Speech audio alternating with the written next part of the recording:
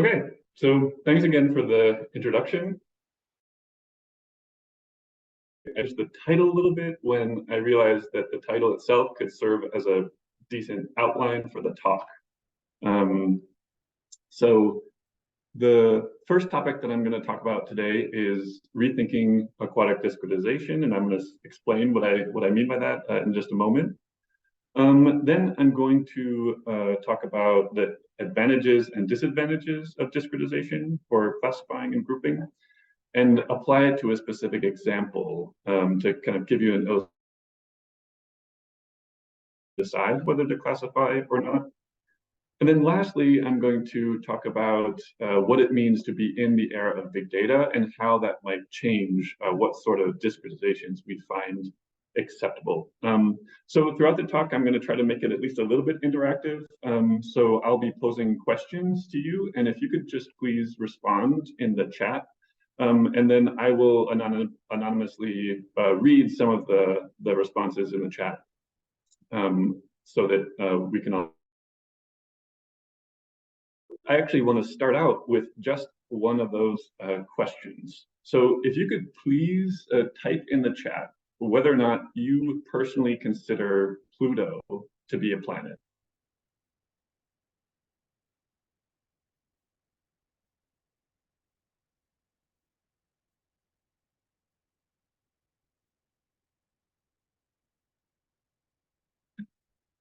Yes, no, yes, I have no idea. No, yes, maybe, yes, no. Yes. Okay, so yeah, I grew up thinking that Pluto was a planet. And many of you probably also had these mnemonic devices when you were little to remember all the planets. So for me, I learned the device, my very educated mother just served us 9 pizzas, with the P in pizzas standing for Pluto, the 9th planet. But as telescopes improved over our lifetimes, astronomers found a lot of objects in our outer solar system that were in some ways similar to Pluto, but astronomers just didn't want to call them planets for whatever is at all. And in 2006, astronomers created an official definition for the word planet, which excluded all of these objects that I'm showing here on the slide in the outer solar system. And some of these were actually reclassified as dwarf planets, including Pluto. So this struggle between our human desire to want to classify and group things often comes in conflict with technological progress, like in this case, the improvement of telescopes. To talk most about how these technological and scientific changes lead to changes in what discretizations we find appropriate. And now by discretization, I just mean the transformation of any continuous variable or gradient or function or model from a continuous entity into a discrete counterpart, like by classifying or by grouping it. So in the case of the planetary classification, astronomers took the continuous gradients of that into categories like planet and dwarf planet. Now, some astronomers have argued that the discovery of more and more planetary bodies have rendered the planetary classification system altogether obsolete, and we should just move beyond it. But not others, many others disagree with that. But where else do we see these kind of technological and scientific advances leading to the rethinking of our discretization approaches? And when you look at it, rethinking discretization is actually the subtext to many of in time. So in biology, Charles Darwin rejected the belief that all organisms belong to discrete and unchangeable species. So actually in 1856, Darwin wrote a letter to his closest friend and colleague, Joseph Hooker, where he wrote, "I've just been comparing the definitions of species. Truly laughable to see what different ideas are prominent in various naturalists' minds when they speak of species. In some, resemblance is everything, and dissent of little weight. In some, dissent is an unfailing test. With others, it is not worth a farthing. It all comes, I believe, from trying to define the undefinable." So the point that he's making here is that as you go back in time, it's impossible to set arbitrary boundaries or actually set objective boundaries between where one species ends and another species begins in the kind of fossil record through geologic time. And in physics, Albert Einstein powerfully demonstrated that time and space are not discrete. So rather that they're part of the same kind of time. And in his autobiography, published in 1950, he further argued that physical reality must be described in terms of continuous functions. So this same process of rethinking discretization has also been central to advances specifically in aquatic sciences. So Stephen Forbes, often called, one of the initiators of aquatic science and specifically limnology, he wrote that lake organisms are, as a whole, remarkably isolated, closely related among themselves in all their interests, but so far independent of the land about them. And he even went so far as to say that if you eliminated all animals from the earth, it would actually have he thought that it would have very little effect on what was happening beneath the surfaces of lakes. But of course, we know that's not the case today. We've made a lot of progress showing that aquatic organisms are not isolated in discrete lake microcosms, but actually that they're fully integrated into surrounding landscapes. In other words, we've gone from thinking that lakes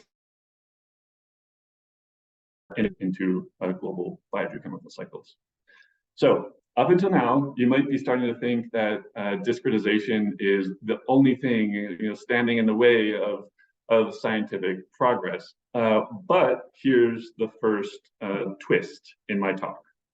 But discretization can also provide useful shortcuts that actually facilitate scientific progress, management, and communication. And you don't have to go far of classifications. We classify water bodies into lake, river, stream, reservoir. We divide water bodies into zones. We promote discrete management targets. So classifications are really useful shortcuts also when communicating among experts. So take, for example, the word eutrophication or eutrophic lake. So to start to see some of the advantages of discretization, please go ahead and type into the chat how you would define a eutrophic lake is. You're welcome to use Google or ChatGPT or Wikipedia or whatever you want.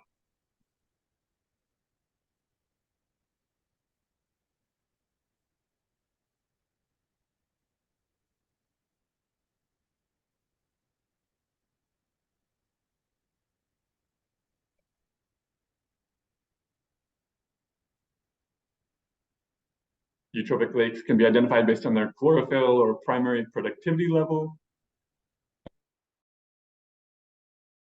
A water body with TP greater than 20 micrograms per liter or so, a high nutrient concentration, a lake that has lots of algae and is broadly very green based on TSI, too many nutrients, high nutrients becoming boggy, a lake with a large amount of total nutrients in them. So what I mean to show here is that the words eutrophic lake can be a useful shortcut. You don't have to describe all of these different criteria that you all have listed in the chat for what makes a eutrophic lake. We can pin it to a discrete word and meaning that facilitates communication. So here's another advantage of discretization. So if you wanted to capture all of the continuous three-dimensional variability in lakes, you could try to blanket the surface with buoys that best capture all of that continuous variation. But we don't, because that would be too expensive, and it would also just affect the lake's functioning by shading. So instead, we often just place one buoy in a single discrete location that is often actually not representative. Shortcuts of deploying one buoy in a central location have led to huge improvements in aquatic ecology because we're now able to compare high-frequency data from many lakes around the world, even if those buoys aren't necessarily deployed in the most representative location. Now, in the context of communicating with the public, discretization also presents advantages. So, we could present lake swimmers with a complete list of all the continuous probabilities that they'll be exposed to any number of toxins, but that would be acceptable. Some, it would actually probably just confuse their decision-making about whether or not to get in the water. So instead, we use a classified warning system. We say whether a water body is safe or unsafe for swimming, even if that doesn't necessarily reflect the continuous risk that swimmers are likely to face when they actually enter the water. And in my own research, I've used discretization. So here I'm showing a classification of lakes into Arctic, temperate, and tropical based on average. To put myself on some sort of anti-discretization pedestal here, in fact, much to the contrary. And at the time, I thought that this classification would serve as a really useful shortcut in the visualization and in the analysis. But admittedly, if I could go back and redo this, I might just use the raw average lake surface temperature data and find a way to analyze and visualize the data that way. But in any case, it was a useful shortcut for visualizing and analyzing the data. So what all these examples show is that it can be a very useful shortcut that facilitates decision-making, communication, data analysis, collection, and visualization. And now here's the second twist in my talk. So the very same characteristics that make discretization useful can also make it inhibit scientific progress, management, and communication. So in addition to those advantages that I described, we also need a keen awareness of the disadvantages in our discussions of what sort of discretizations we find appropriate. So to start to get a sense for that, I want you to think back to the eutrophication lake example. You can look back into the chat and see all the different definitions of eutrophic lake that people provided. And many of them are very different, some based on nutrients, some based on chlorophyll, some have a specific discrete cutoff, some it's more fuzzy. So when we use a word like eutrophic lake, it can often mean very different things for different people, which makes it harder to actually use words like that to communicate among experts, let alone communicate with the public, which of course don't know what a eutrophic lake is at all. And this has implications too, highlighted by really a fantastic work led by Michael Meyer, who I see is here in the participant list of this talk, where he's showing that these different definitions for classified status in lakes can have big implications for how we understand lake ecosystem health. So here he's showing data from the National Lakes Assessment separated into different classes based on whether the trophic state is distinguished using chlorophyll in the upper left, and total phosphorus in the center, upper center, or secundus depth. Or you can also define, trophic state using more biological indicators like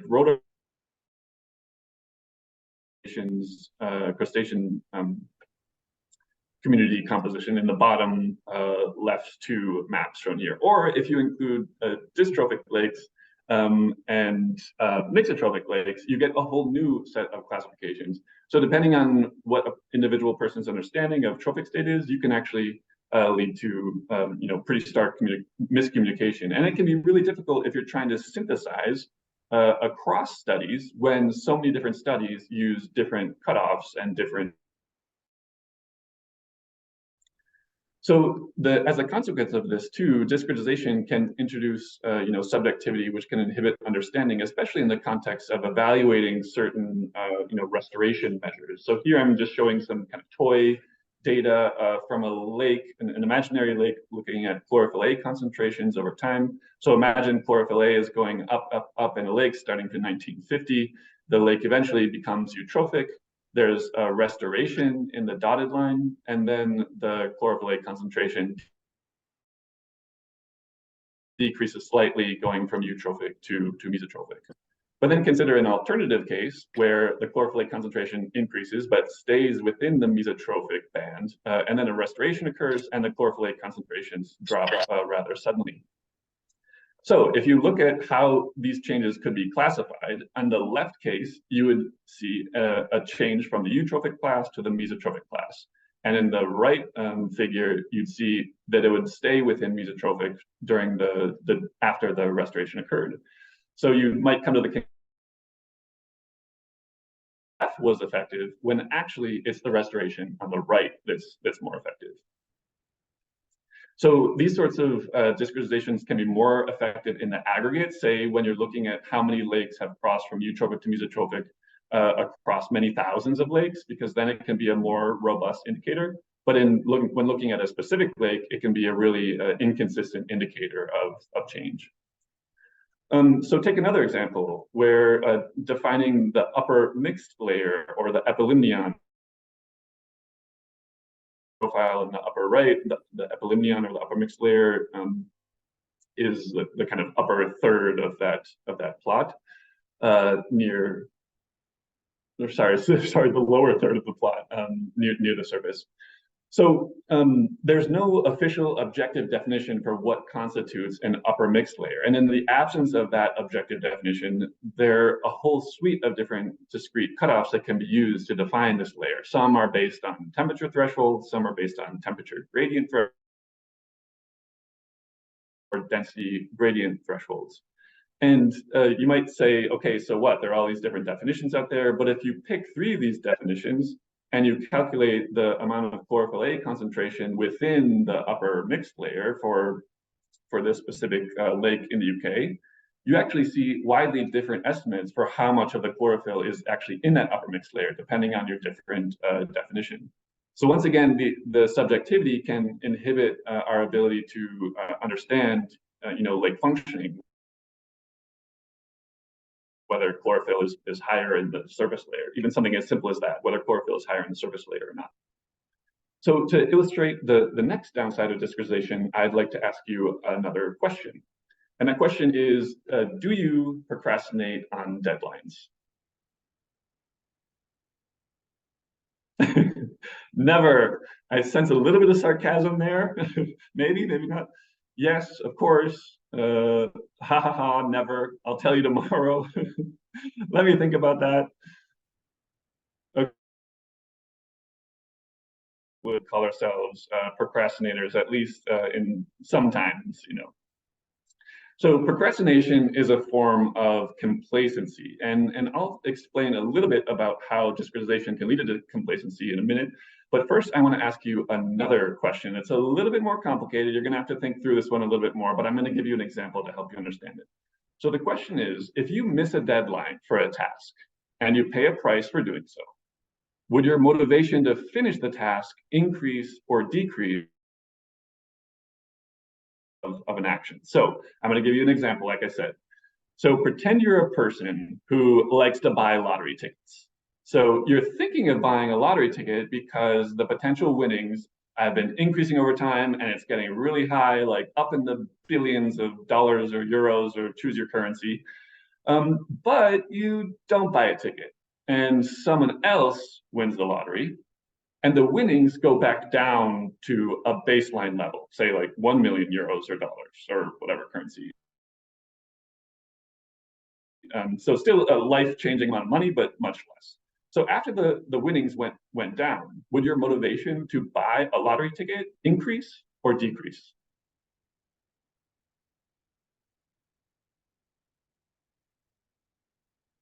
Decrease, decrease, increase, decrease, decrease. I don't buy lottery tickets, okay, fair enough. So it looks like most people, at least who have answered so far, would answer decrease after that hit of not getting that initial winnings. So that is a form of defeatism. So now we have complacency and we have defeatism. So how do they play a role when it comes to discretization? So the problem with this, one of the disadvantages of discretization is that it can lead to defeatism and complacency. So now I'm going to bring that to a specific test case looking at pollution levels. So imagine a pollution emissions gradient from low at the bottom of this slide up to high at the top. And managers decide to implement some sort of discrete pollution threshold. So a threshold where above that threshold, the polluter has to pay a fee, and below that threshold, the polluter doesn't have to pay a fee.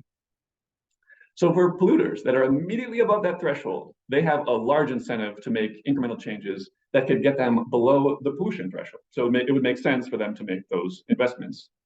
But for a polluter that is emitting at the very high end of that gradient, the investment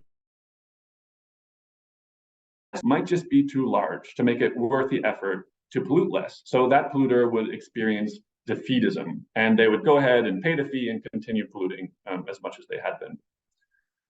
Meanwhile, on the other hand, a polluter emitting immediately below the threshold is not incentivized by that threshold to pollute less, even though if they were to reduce their pollution, it could still lead to benefits to the resource being polluted.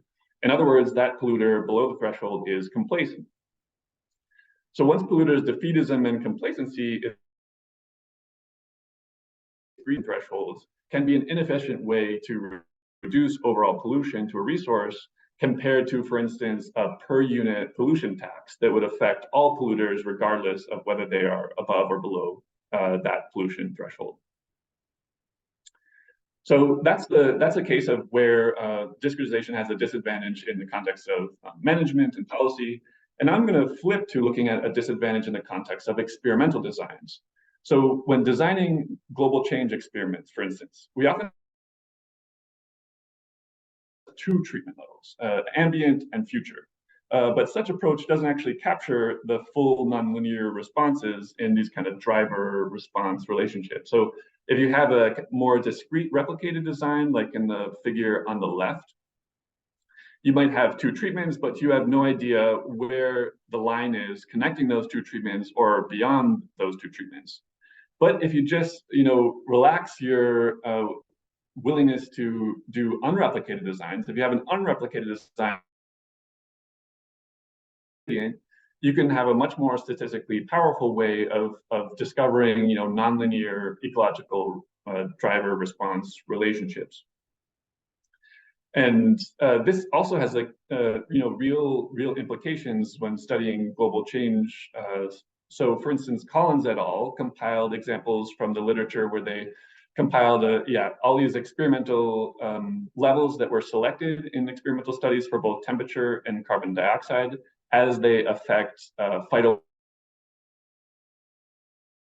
growth rates. So this graph shows that the compilation of temperature treatments and CO2 treatments, that most experimentalists are choosing 15 degrees and 20 degrees Celsius as the temperatures that they're choosing to include in their treatment. Meanwhile, the more Arctic lakes and the colder side of the temperature spectrum and the more tropical lakes on the right-hand side of the spectrum have much less coverage in this experimental space. And at the same time, the CO2 levels that are used, usually about 400, actually doesn't include the likely CO2 concentrations that we're likely to face in the coming decades. So the discretization in the experimental approach, when we choose replicated, more discrete designs, limits our capacity to understand how global change is going to affect water bodies.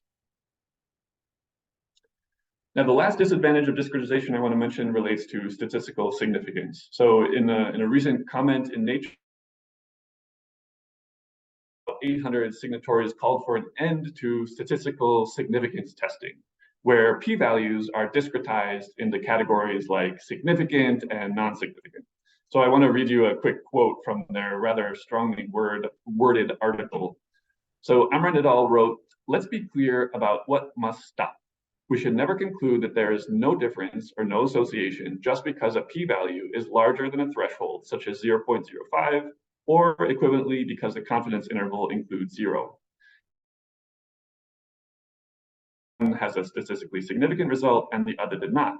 These errors waste research efforts and misinform policy decisions." And calls to end statistical significance testing have been around for a long time, and they're likely to continue. And the same arguments that have been advanced in the Amran essay could also be applied to a range of statistical classifications, including k-means classification and other commonly used clustering approaches that can easily create a discrete structure where none actually exists. So what all of these examples demonstrate is that, like pixelating an image, the fundamental disadvantage of discretization is that it can hide potentially important variability, and the failure to recognize that variability can inhibit science and management and communication.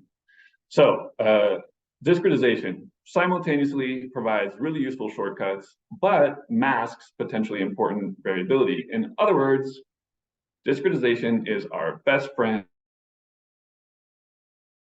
scientific frenemy, if you'd like. So how do we go about weighing the advantages and the disadvantages in a specific case? Oftentimes, we simply have to discretize due to various limitations. So for instance, resource limitations, time limitations, or even legal limitations. So for instance, the Clean Water Act in the US requires that all lakes be classified, and the Water Framework Directive also requires that water bodies be classified with goals of achieving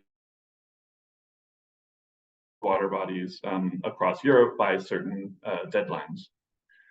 But in the absence of those kinds of specific limitations that kind of force you to discretize, I want to make a suggestion for the path forward, which is the OPS framework. And OPS stands for objectivity, predictivity, and stability. And this framework can help you test the relative value of discrete gradients compared to analogous continuous gradients. So again, the principles are objectivity, predictivity, and stability, the OPS framework. Now I'm going to describe what I mean by each of these three principles and then apply all of them to a specific example looking at lake depth classifications. So objectivity. The main question here is, do independent scientists agree about the appropriate number and the location of boundaries between different groups or classes? The predictivity. So does the discretized version of a variable or function or model predict interest? And lastly, the stability. So do the discrete boundaries or the predictivity change in new situations? So say, for instance, you have the following research question. Are lake surface chlorophyll A concentrations associated with lake depth? And you have a methodological question. So should you use raw lake depth data as a predictor for lake chlorophyll A, or should you classify lake depth categories as a predictor? So to try to answer both questions, the research question and the methodological question, I'm going to use an example from the National Lakes Assessment data, which I've actually already shown a slide that included these data from the Meyer et al. Work. But in this case, I'm just going to be looking at the lake depth data and the chlorophyll A concentration from more than 1,000 lakes in the 2007 National Lakes Assessment data that's collected by the United States. And there's a yellow dot here on the map. So this is a plot of the density distribution of lake depth in that data set, looking at more than 1,000 water bodies. And what you can kind of plainly see is that there's no obvious structure to the data. There's no grouping. It's not bimodal. And if you were to ask 10 different aquatic scientists to classify lake depth using this data set according to this data set, you'd probably get 10 different answers, one different answer from each lake scientist that you asked. So in other words, the lake depth classifications have very poor objectivity, and just based on this first criteria alone, they should probably be avoided. But they are not objective, but are they predictive? So in this case, I'm going to assess a range of lake depth classifications for their ability to predict chlorophyll A. So in the absence of a objective classification scheme for lake depth, I just set a wide range of candidate classifications shown here in panel A, up to more than 100 discrete groups in panel G. And then I compare those discrete versions of lake depth to an analogous continuous gradient, just the raw lake maximum depth values for their capacity to predict chlorophyll A in each of these lakes using least squares regression. So assessing their predictivity, I used a metric called the root mean squared error. Errors are the unexplained variation in the model left over after it's been fit. So higher errors just indicate that the gradient has done a relatively poor job of predicting chlorophyll A. Really low errors show that the model is doing a very good job of predicting chlorophyll A. So on the y-axis, we have the root mean squared error, and on the x-axis, the number of groups in those discrete groups classifications. The continuous gradient shows up right here between 1.35 and 1.4 in its root mean squared error. So how do the discrete groups compare? So when the number of discrete groups is low, the continuous gradient outperforms those classifications. But as soon as the number of different classes in the discrete groups goes up, so in this case more than 100, the predictivity of those discretizations actually gets better even than the continuous gradient. So as the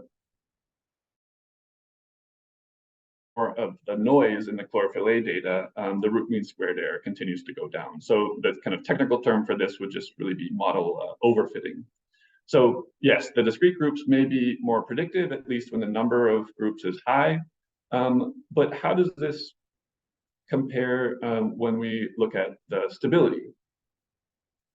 So stability, again, does the predictivity change in new situations? Another way of thinking about that is basically a form of cross-validation. So if I take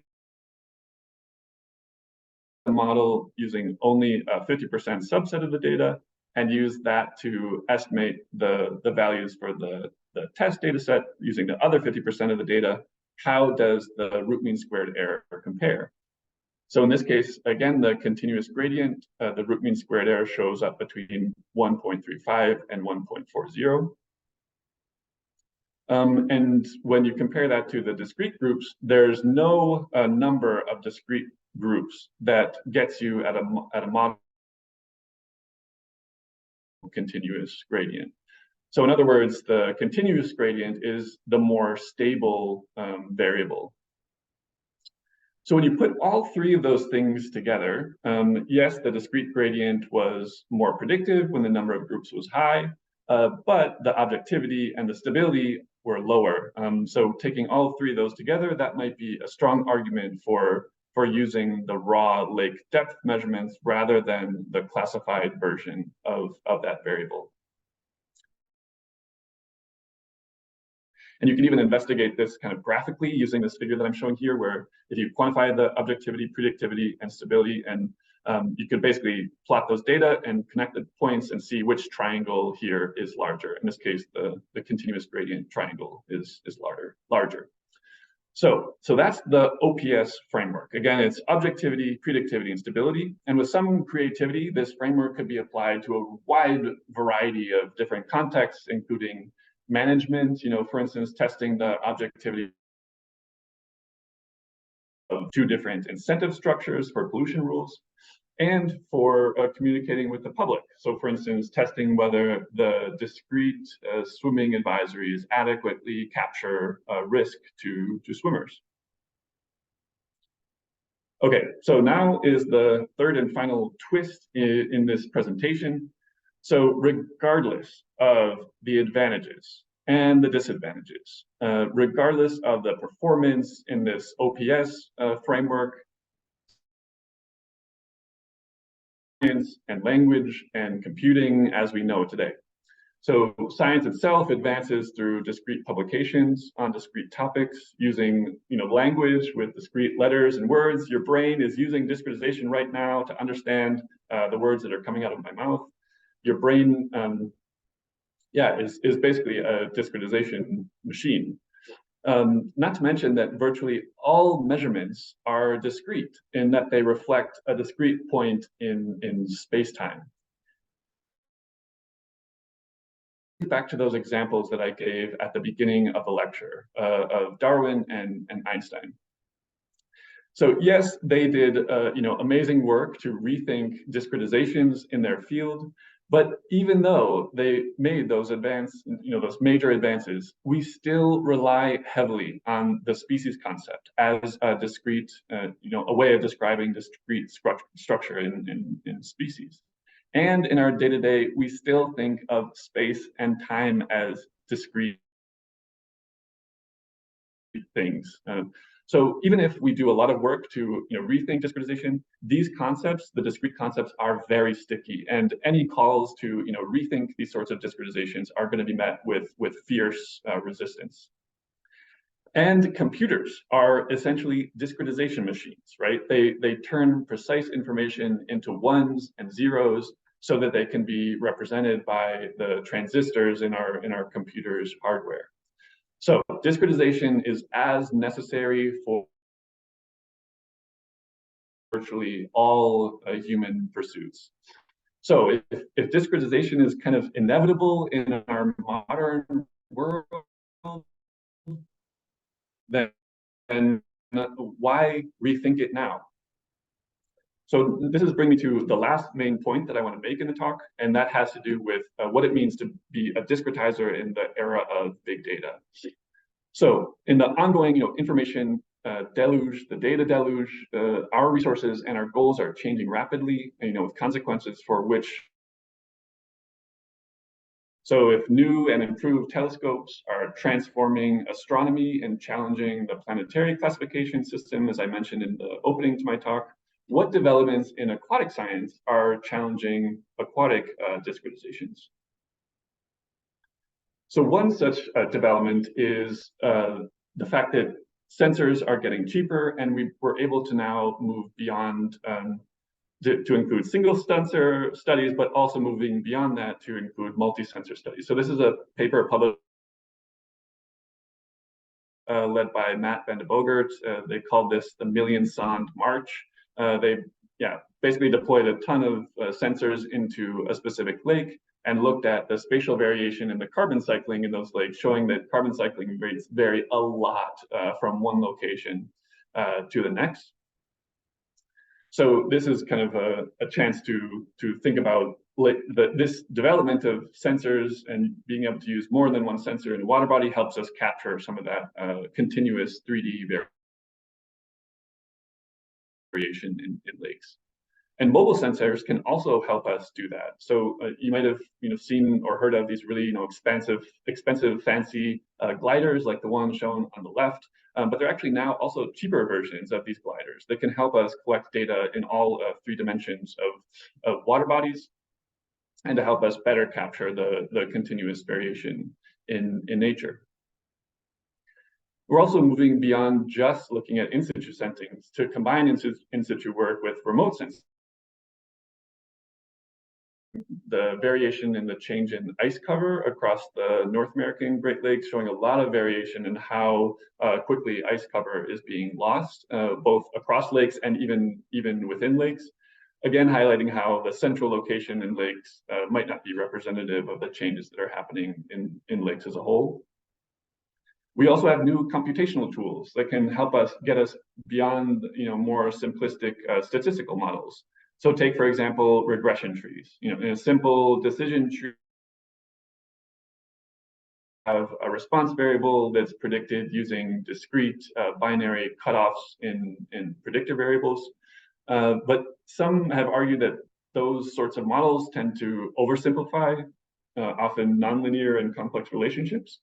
So, which is where gradient boosting comes in. A new relatively new computational tool that can be a way of fitting many simple decision trees and combining them so that they can more accurately capture the continuous variation in nature.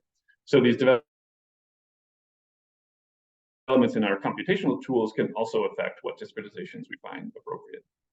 And smartphones are changing the way we discretize water quality information. So we no longer need to rely only on dichotomous beach advisories, whether it's safe or not to swim, but we can use smartphones, to provide much more dynamic information about the continuous variation in risk in swimming in a water body, for instance, as in the case of the water quality app from the Environmental Protection Agency on the left, or in the drinking water quality in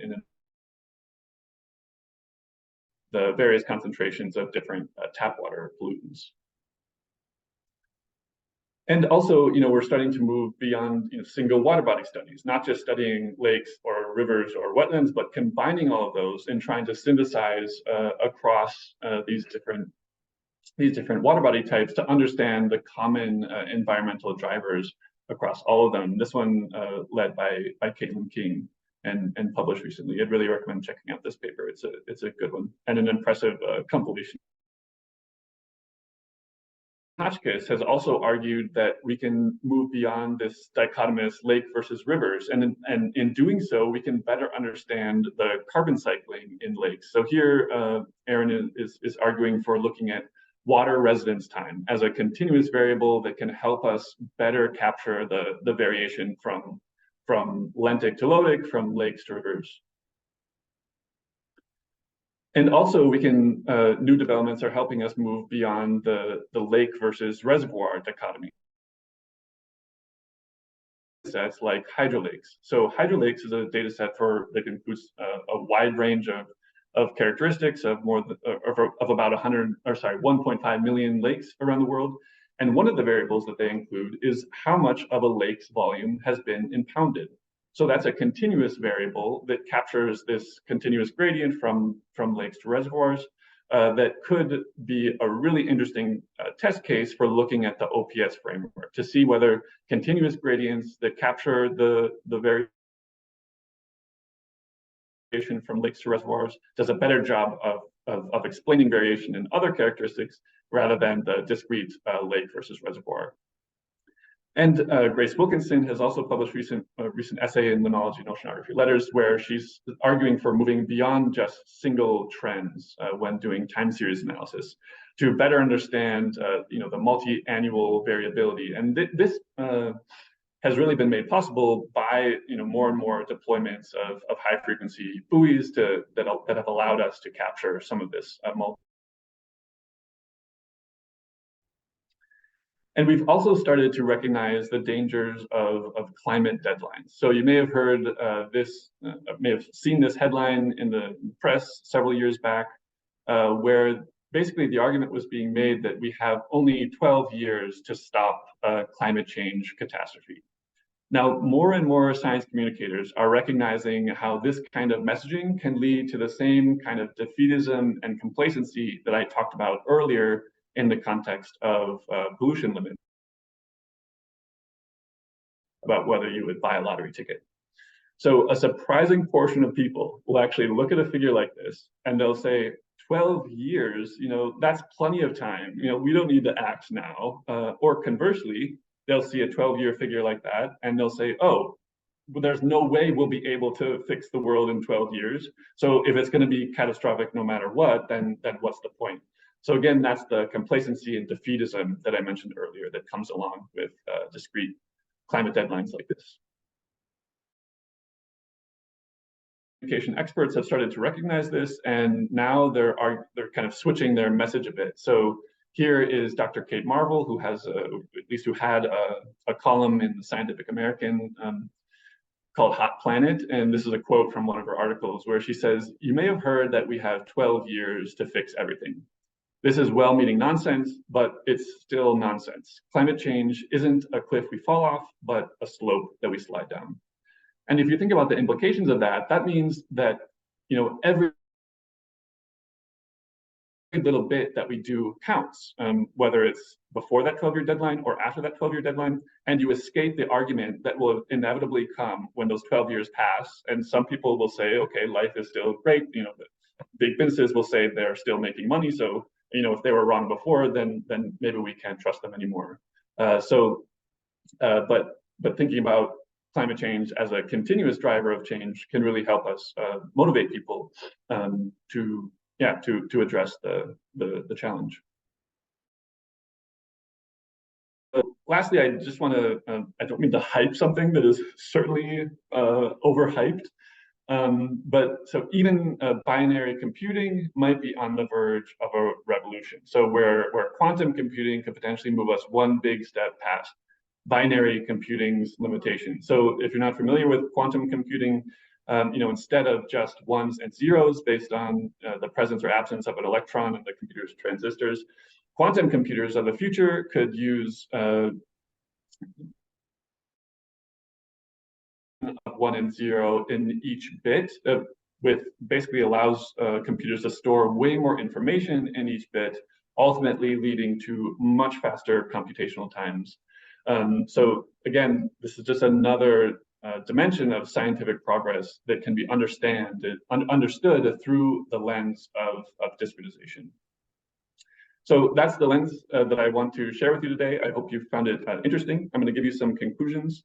So discretization has profoundly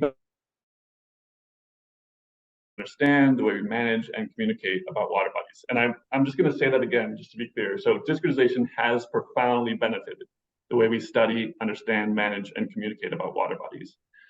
But aquatic scientists sometimes have a choice over the extent to which they need to rely on discretization. And in those cases, the advantages should really be weighed against the disadvantages, like those I've described today. And the core advantage of discretization is that it can provide a very useful shortcut, especially when faced with limited resources. But the core disadvantage of discretization is that it masks potentially important variation. And in light of the kind of rapid and ongoing changes in aquatic science, but also in science more generally, I encourage the careful and selective examination of aquatic discretization schemes in terms of their objectivity, predictivity, and stability following the OPS or OPS framework. So this aquatic science stay relevant amid the ongoing information explosion that we're faced with. So understanding discretization, again, can be a big picture lens through which we can better understand how the world works. I'm really glad that I was able to give this talk to you and share my viewpoint. I don't mean to turn you into an anti-discretizer or a discretizer. That's not my goal. But just to help you question and discretization and to show the different ways that it affects. So I'm glad I got to share that view, and I'm open to your questions and comments. I'd be really glad if any of you wanted to share how discretization factors into your own research or your own life. But a huge thanks to the Gleon Student Association for hosting this Limnoseries, and a huge thanks to you for your attention and your responses in the chat. I really appreciate it. So thanks a lot. Awesome. Thank you so much, Ben. I will stop the recording right now.